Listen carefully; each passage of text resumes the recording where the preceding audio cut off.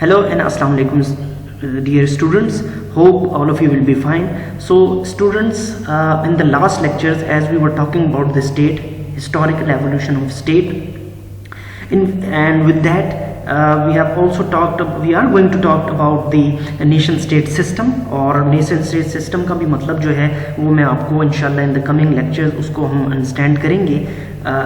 इससे पहले हमने जो है वो स्टेट के बारे में जाना, स्टेट को थोड़ा सा हमने उसकी डेफिनेशन के बारे में जाना, और आज हम जो है फर्दर इसको जो है हम एवेल्युएट करते हैं. तो देखिए, स्टेट जो है बेसिकली एक हिस्टोरिकल ग्रोथ है, या इसको इन अदर वर्ड्स हम इस तरह कह लें कि स्टेट जो है with in one night develop नहीं हुई. स्टेट की एक हिस्ट्री है, ठीक है, एक बैकग्राउंड है. फिर हमें पता चलता है, जब हम उसकी हिस्ट्री जानेंगे तब हमें पता चलेगा कि स्टेट जो है किस तरह डेवलप हुई. स्टेट जो है the product of gradual process of social development. State के लिए ये जो डेवलपमेंट है ये एक सोशल प्रोसेस है, प्रोसेस ऑफ डेवलपमेंट है. मींस कि स्टेट जो है स्लोली एंड ग्रेजुअली प्रोसेस को पास ऑन करके फिर स्टेट का कॉन्सेप्ट हमारे सामने आता है. क्योंकि जाहिर बात है कि जब स्टेट बनती है उससे पहले there are certain developments which have been taken place. बहुत सी डेवलपमेंट्स होती हैं, इवेंट्स होते हैं जो कि आपको इंटरनेशनल पॉलिटिक्स में या इंटरनेशनल जो रिलेशंस हैं उसमें आपको नज़र आएगा under the guidance of the phenomena of state, कि स्टेट डेवलप कैसे हो रहा है. कुछ इवेंट्स ऐसे डेवलप होते हैं कि जो आपके स्टेट को इस्टेब्लिश करने में मदद देते हैं, वो यूज़फुल होते हैं, ठीक है. तो स्टेट जो है with the passage of time जो है वो डेवलप करता है अपने आप को. फिर फर्दर आपके पास देख लीजिए तो ये कोई एक डेलिब्रेट क्रिएशन नहीं है. मींस कि ये एक स्लोली प्रोसेस है, ये ऑल ऑफ सडन डेवलप नहीं हुआ, ठीक है. इस पे सोच होती है, इस पे थिंक होता है, इस पे विजन क्रिएट होता है, राइट. और ये बहुत ही जो है लॉन्ग प्रोसेस लेता है आपका स्टेट की डेवलपमेंट में. फॉर एग्जांपल आपके पास पाकिस्तान की जो है आप देख लीजिए हिस्ट्री, तो हमें पता चलेगा कि जो फ्रीडम मूवमेंट थी वहाँ से एक जो है वो एक आज़ादी के लिए जो है वो कायद आज़म यानी स्टीम जो है उन्होंने एक हार्ड टाइम देखा, हार्ड वर्क शुरू किया. और क्योंकि जाहिर बात है कि पाकिस्तान बनाना था, क्रिएशन ऑफ पाकिस्तान करनी थी, तो हमें स्टेट चाहिए थी, एक ऐसी स्टेट जहाँ पर जो है हम अपनी जो कॉमन प्रैक्टिसेस हैं, जो अपने रिलीजियस अफेयर्स हैं उसको रेगुलेट कर सकें. तो हमने ये देखा कि 1940 से लेकर ऑलमोस्ट 1947 तक बहुत बड़ी जो है हमारे पास एफर्ट नजर आई, और इससे पहले भी बहुत सी एफर्ट हमने देखी. तो हमने देखा कि 1857 से 1947 तक का सफ़र ये बहुत बड़ा एरा है, जिसमें जो है सब कॉन्टिनेंट के जो मुसलमान थे उनके लिए एक अलहदा जो है वो स्टेट का फैसला किया गया. और हमने देखा कि कायद आज़म के साथ जो है उनकी टीम ने जो है वो दिन रात जो है मेहनत की, एफर्ट की, और हमें फाइनली जो है वो वहाँ पर एक आज़ाद ममलिकत जो है वो उसका क़याम हुआ, ठीक है. तो द थिंग इज़ दैट कि स्टेट एक रात में डेवलप नहीं होती. स्टेट के लिए हमें बहुत सारी एफर्ट करनी पड़ती है, ठीक है. तो इसीलिए हमें जो है वो ये कहा गया कि स्टेट जो है एक ऐसा फिनोमेना है कि जो कि एक ग्रेजुअल चेंज के थ्रू जो है वो इट टेक प्लेस, राइट. अब फर्दर आप देख लीजिए तो इसमें हमें पता चलता है कि there are some factors which contributing in the origin and development of state, ठीक है. कुछ फैक्टर्स ऐसे हैं जो कि कॉन्ट्रीब्यूट करते हैं स्टेट की डेवलपमेंट में. अब सबसे पहले आपके पास देख लीजिए किंगशिप है. अब किंगशिप जो है what does actually kingship is. तो किंगशिप जो है बेसिकली आप ये देखिए कि एक आपका जो है वो हेड होता है, और जिसे हम कहते हैं कि एक in the early stages of the world at that time, क्योंकि इंसान जो है वो एक इंडिविजुअल तौर पर रह रहा था, इंडिविजुअल था इंसान, और with the passage of time जो है इंडिविजुअल से जो है वो ट्राइब में कन्वर्ट हुआ, और ट्राइब से फिर हमने देखा कि पूरी सल्तनत को जो है इंसान ने रूल किया, ठीक है. तो ये किंगशिप है. और किंगशिप के बाद जो है एक किंग है, किंग के बाद जो है वो मींस के एक फादर है, फादर के बाद फिर उसका बेटा है, और इसी तरीके से जो है वो जनरेशन टू जनरेशन जो है वो किंगशिप चलती रहती है. तो हमारे पास जो कॉन्सेप्ट आ रहा है किंगशिप का, कि किंगशिप भी जो है वो आइडेंटिफाई करती है कि एक स्टेट की डेवलपमेंट में आम रोल किस तरीके से जो है वो किंगशिप ने प्ले किया। इन टुडेज वर्ल्ड इस वक्त आप देख लीजिए तो पूरी दुनिया में आपको जो है ये रॉयल सिस्टम नज़र आएगा, ठीक है। यूनाइटेड किंगडम में देख लें, राइट, इस आप नीदरलैंड्स में देख लीजिए, और इस तरह आप सऊदी अरेबिया में देख लीजिए, तो ये आपको यहाँ पर किंगशिप नज़र आती है, मीन्स के जितना सुल्तानियत जिसको हम कहते हैं, राइट। और ये जो है किस तरीके से जो है अपने जो है वो मुल्क को लेकर चलाते हैं, इसके बारे में भी अगर आप पढ़ लीजिए तो हमें पता चलेगा कि ये जो है, क्योंकि ज़ाहिरी बात है कि ये सिर्फ ना लोगों को नहीं बल्कि पूरी स्टेट को जो है ये रूल आउट कर रहे होते हैं, और मीन्स के एक किंग है और पूरी सल्तनत जो है उसके अंडर आ रही होती है, पूरा स्टेट उसको फॉलो कर रहा होता है। फिर रिलीजन है, और ये भी मैं आपको बता दूं कि ज़ाहिरी बात है कि अब एक स्टेट है, ठीक है, जब एक स्टेट क्रिएट होती है तो उसमें देयर आर सर्टेन रिलीजन्स, मुख्तलिफ रिलीजन्स होते हैं, मुख्तलिफ मज़ाहिब होते हैं। फॉर एग्ज़ाम्पल जब आप देख लीजिए कि पाकिस्तान का क़याम हुआ तो यहाँ पे सिर्फ मुसलमान नहीं है, यहाँ पे मुसलमानों के अलावा जो है वो आपको हिंदूज़ भी मिलेंगे, सिख्स भी मिलेंगे, आपको जो है वो क्रिश्चियंस भी मिलेंगे, राइट। तो डिफरेंट मज़ाहिब हैं। तो एक स्टेट की डेवलपमेंट में रिलीजन का भी इम्पॉर्टेंट रोल होता है, ठीक है। आप देख लीजिए आपकी जो पॉलिटिकल एक्टिविटीज़ हैं उसमें आपको तमाम तबका फ़िक्र से जो है लोग आपको नज़र आएंगे। फॉर एग्ज़ाम्पल उसमें मुस्लिम्स भी काम कर रहे हैं, और वहाँ पर आपको जो है वो हिंदूज़ भी मिलेंगे, क्रिश्चियंस भी मिलेंगे, एंड सो ऑन, ठीक है। तो डिफरेंट रिलीजन से रिलेटेड लोग जो हैं वो अपने जो है डिफरेंट शोबों में, डिफरेंट इंस्टीट्यूशंस में जो है they are performing their duty.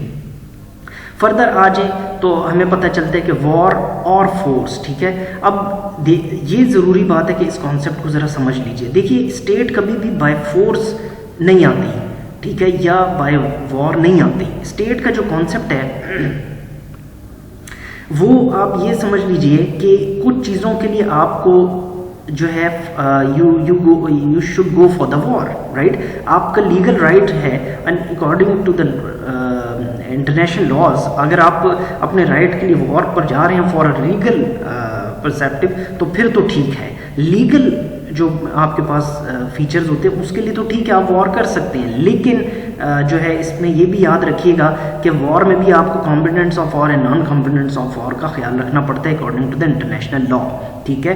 कि वो वो अफराद जिनका ताल्लुक जंग से नहीं है उनको आप कुछ नहीं कह सकते according to the international humanitarian law. On the other side जो है बाय फोर्स किसी से आप स्टेट जो है वो कैप्चर नहीं कर सकते, ठीक है। तो स्टेट के लिए आपको लड़ना पड़ता है, स्टेट बनाने के लिए आपको फाइट करनी पड़ती है, legal fight. For example Pakistan को देख लीजिए तो वहाँ पर आपके पास जो एक मेन फोकस्ड एजेंडा था वो ये था कि हमें मुसलमानों के लिए एक स्टेट चाहिए, क्योंकि हिंदूज़ के साथ रहना बहुत डिफ़िकल्ट हो रहा था। इस वजह से ये लीगल एक जो है वो पॉइंट था मुसलमानों के पास ऑफ द सब कॉन्टिनेंट कि हमें एक सेपरेट स्टेट चाहिए। तो हमने फिर उसके लिए जंग आज़ादी भी लड़ी, ठीक है, और हमने देखा कि हमें क्राइसिस का भी सामना करना पड़ा, लेकिन हमने जो है अपनी स्टेट को डेवलप किया, पाकिस्तान डेवलप हुआ, ठीक है। फिर फर्दर आप आगे आ जाए तो इकोनॉमिक फैक्टर्स भी, अब ज़ाहिरी बात है कि स्टेट जो है उसकी डेवलपमेंट जब होती है तो उसमें इकोनॉमी बहुत इंपॉर्टेंट रोल प्ले करती है, क्योंकि इकोनॉमिक फैक्टर जो है इम्पॉर्टेंट एलिमेंट है इन टुडेज़ वर्ल्ड, राइट। और जो कि बहुत इंपॉर्टेंट है ना सिर्फ आज, बल्कि आप ये देख लीजिए कि ड्यूरिंग द 4th BC जब ग्रीक में स्पार्टा लीग और एथेन लीग्स जो थे they were fighting with each other just because of economic crisis. तो उनका जो एम था वो यही था कि किसी तरीके से अपने आप को मजबूत किया जाए।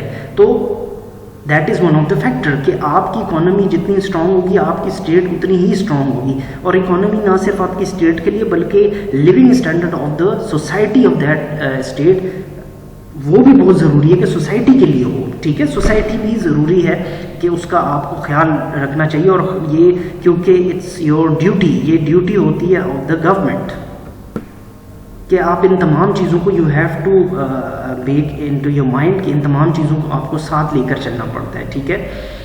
इसके अलावा जो है कुछ आपके पास यहाँ पर थ्योरीज आ जाती हैं और जो कि बहुत आसान है स्टेट की जो है वो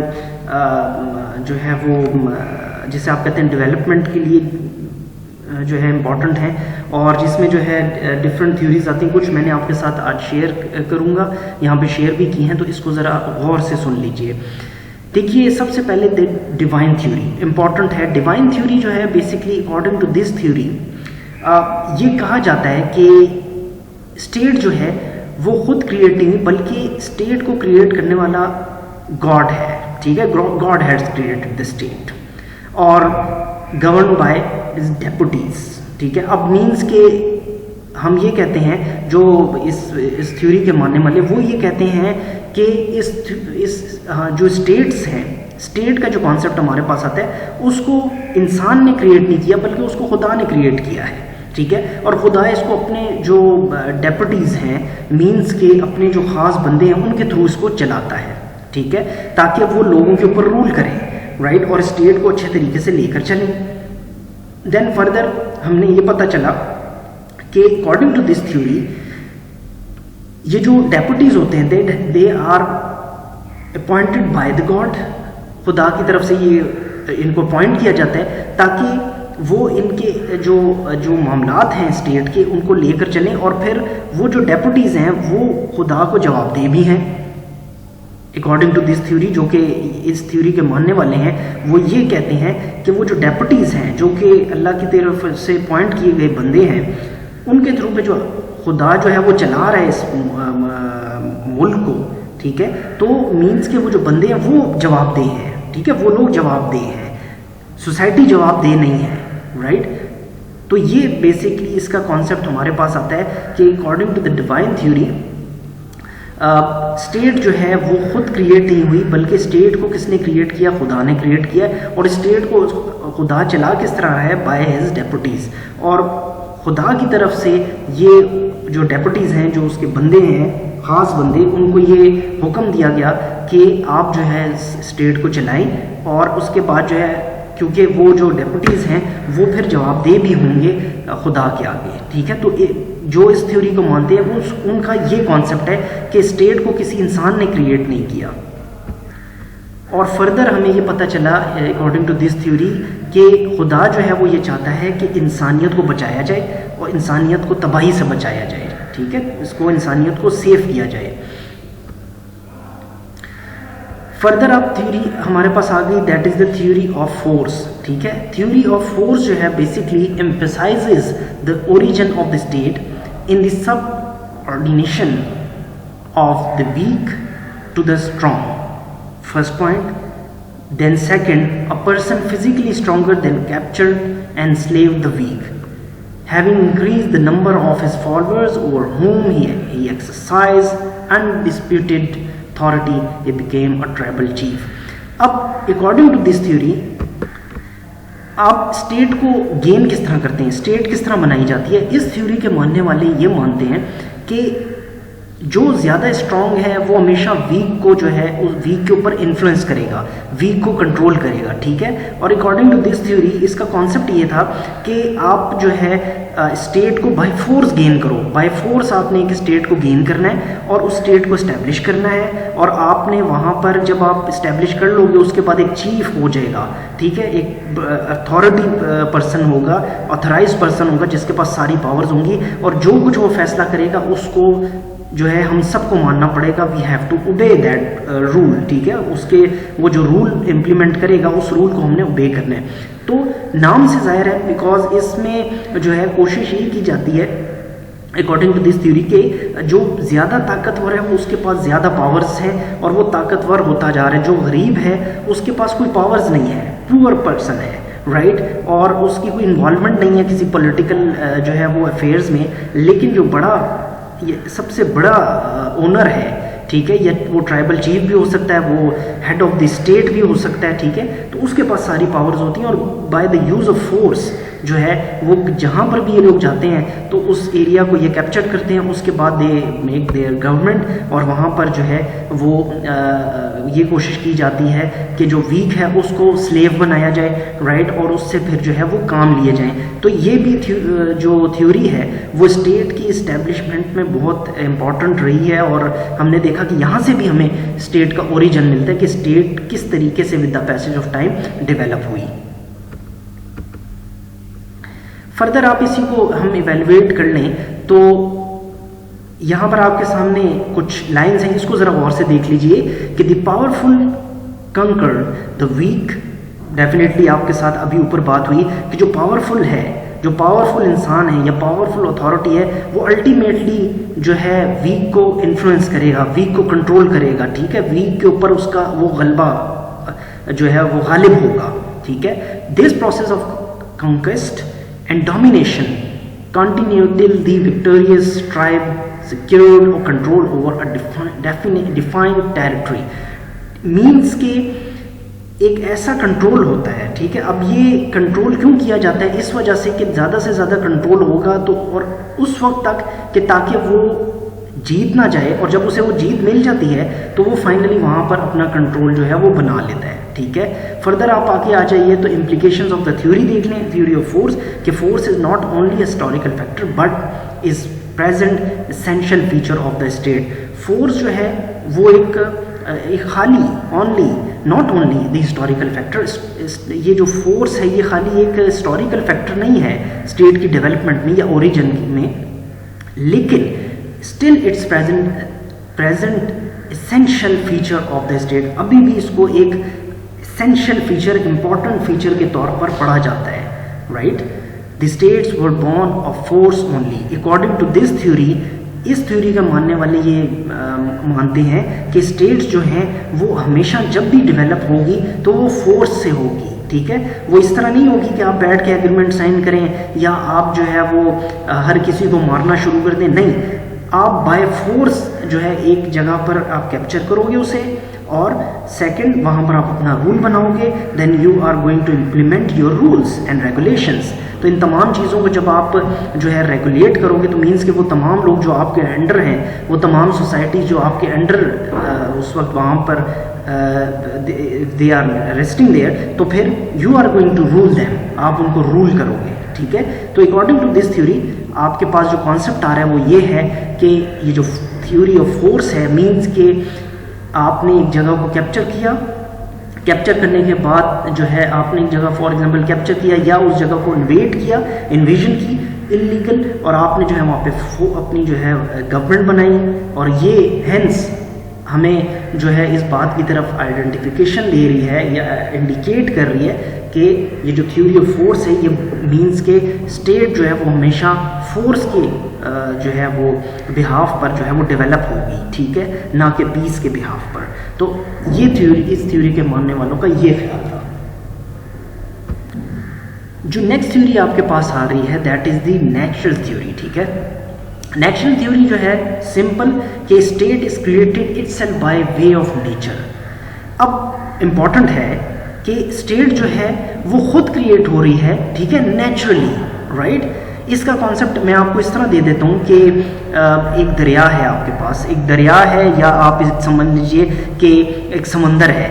तो हमें ये भी पता है कि दरिया या समंदर या पानी जिसको हम चले कह लें, तो ये अपना रास्ता खुद बनाते हैं, ठीक है। पानी को आप कभी रोक नहीं सकते, राइट। आप डाइवर्ट कर सकते हो उसका जो है वो रास्ता, लेकिन हमें आप कितना हम डाइवर्ट करेंगे, एट द एंड पानी जो है वो अपना रास्ता खुद बनाता है। तो इसी तरह अकॉर्डिंग टू दिस थ्योरी, जो कि इस थ्योरी को मानने वाले हैं, वो ये कहते हैं कि स्टेट जो है वो खुद ब खुद डेवलप होती है, ठीक है, और ये एक नेचुरल प्रोसेस है, राइट। एक नेचुरली प्रोसेस है जो कि स्टेट को क्रिएट करने में मदद देता है। अब ये बात सही है या गलत, ये हम सब जो है इस पे एनालिसिस करें तो हमें पता चलता है कि सोशल साइंस जो है वो अपना लॉजिक पेश कर रही है कि स्टेट जो है कभी भी खुद डेवलप नहीं होगी, राइट। स्टेट को जो है आपको डेवलप करना पड़ता है। आपको हम ये तो कह सकते हैं कि हमारे पास जो है वो एक we are having a big piece of land, लेकिन how we are going to made an attempt to capture that land या टू मेक अवर गवर्नमेंट, हम वहाँ पे उसको हासिल किस तरह करें उस ज़मीन को, और वहाँ पे अपनी गवर्नमेंट किस तरह बनाएं, ठीक है। तो देयर आर मैनी फैक्टर्स, लेकिन अकॉर्डिंग टू दिस थ्योरी कि स्टेट जो है वो खुद क्रिएट हो रही है और ये एक नेचुरल प्रोसेस है, ठीक है, राइट। तो ये थ्योरी का कॉन्सेप्ट हमें मिलता है कि ये नेचुरल थ्योरी जो है मीन्स के स्टेट खुद क्रिएट हो रही, इसको किसी ने क्रिएट नहीं किया बल्कि नेचर ने इसको क्रिएट किया है। मैनकाइंड ने इसको क्रिएट नहीं किया, only nature has created the state. ठीक है, फर्दर आप आ जाएं तो हमारे पास सोशल कॉन्टैक्ट थ्योरी है। It's one of very important and significant theories. ये आपको इंटरनेशनल रिलेशंस और पॉलिटिकल साइंस जो है इसमें, और इस इनफैक्ट जो आपके पास इकोनॉमिक्स है उसमें ये बहुत ज़्यादा पढ़ाई जाती है। So according to this theory, जिसके जो कुछ आपके पास ऑथर्स हैं जिसमें हॉब्स हैं, लॉकी हैं, लुसे हैं, ये according to them they said कि we are not civilized, right? People contract with the king for that to do work in public welfare. According to this theory, वो ये मानते हैं कि हम लोग इतने सिविलाइज नहीं हैं, ठीक है, हम लोगों में वो स्किल्स नहीं हैं, हम लोगों का वो क्राइटेरिया नहीं है। जो लोग हैं वो जो किंग है उसके साथ वो कांटेक्ट करते हैं, और इवन कांटेक्ट भी करते हैं और कॉन्ट्रैक्ट भी करते हैं। हम कहते हैं कॉन्ट्रैक्ट साइन करना, ठीक है। और वो क्यों कॉन्ट्रैक्ट साइन करते हैं या उसके साथ कम्युनिकेट करते हैं किंग के साथ, इस वजह से ताकि वो पब्लिक की वेलफेयर के लिए काम कर सकें। ये सोशल कॉन्ट्रैक्ट थ्योरी का हमें कॉन्सेप्ट मिल रहा है यहाँ पे, ठीक है। तो आफ्टर हैविंग एनालिसिस हमें पता चलता है कि ये जो थ्योरीज हम पढ़ रहे हैं इस वक्त, तो ये तमाम थ्योरी जो हैं एक स्टेट की डेवलपमेंट में रोल प्ले कर रही हैं, जिन्होंने किया भी और कर रही हैं, ठीक है। जिस तरह नेशनल थ्योरी है, अब जाहिर बात है कि हमें नहीं पता था कि पाकिस्तान ने जो है सब कॉन्टिनेंट में ही बनना है, ठीक है। लेकिन अगर हम देखें from Islamic point of view से बात की जाए, तो आप ये देखिए कि एक पीस ऑफ लैंड, ठीक है, जो कि सब कॉन्टिनेंट में हमने देखा, वहाँ पर हिंदूज भी थे वहाँ, और स्टिल प्रेजेंट मुसलमान भी हैं, हिंदू, और डिफरेंट सोसाइटीज़ रह रही हैं। तो उसके लिए हमने स्ट्रगल किया। फिर नीचे आ जाए आपके पास सोशल कॉन्ट्रैक्ट थ्योरी, तो लोगों ने उस वक्त जो किंग थी या किंगशिप थी, क्योंकि ब्रिटिशर्स थे, तो उनको बताया और उनको बहुत से लोगों ने उनके मानने से इनकार भी किया, ठीक है। तो हर चीज़ के लिए आप पूछा करते थे किंग से, तो किंग इसी तरह अपने आप को समझता था जिस तरह मैं खुदा हूँ, ठीक है, राइट। ये उस वक्त का कॉन्सेप्ट था। तो हमें ये पता चलता है कि ये तमाम जितनी थ्योरीज भी हम पढ़ रहे हैं और पढ़ेंगे, तो इसमें आपको जो है वो आइडेंटिफिकेशन मिल रही होती है इस बात की कि they are one of the factors, ठीक है, जिसमें जो है जिन्होंने अपना जो स्टेट है इसकी ओरिजिन में और इसकी डेवलपमेंट में इम्पॉर्टेंट रोल प्ले किया है। फर्दर आप आ जाए तो हमारे पास एक इम्पॉर्टेंट थ्योरी है, and that is the patriarchal theory. अब ये पैट्रियार्चल थ्योरी जो है इसका क्या कॉन्सेप्ट था, जिसके जो फॉलोअर हैं वो हेनरी माइनिंग हैं, और अकॉर्डिंग टू दिस थ्योरी वो ये कहते हैं कि स्टेट जो है फ्रॉम फैमिलीज, स्टेट जो है वो फैमिलीज से है, male is the head of family.